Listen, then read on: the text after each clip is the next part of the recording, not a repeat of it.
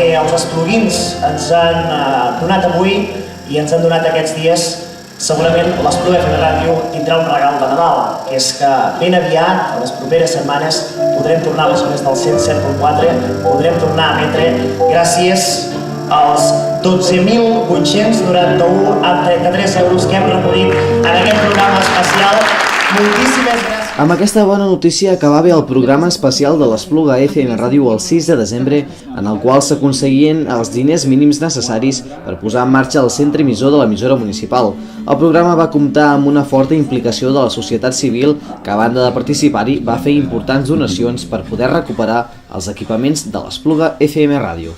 Des d'aquest dilluns, l'Espluga FM Ràdio ha recuperat el senyal pel 107.4 després de la reinstal·lació del centre emissor i del radioenllaç, que s'ha pogut fer gràcies a la col·laboració ciutadana d'entitats i institucions. Ara mateix, pel 107.4 s'està emetent la programació generalista de la xarxa d'emissors locals de Catalunya, a l'espera que es puguin recuperar tots els equipaments tècnics de l'emissora per poder emetre així la programació habitual d'aquesta casa.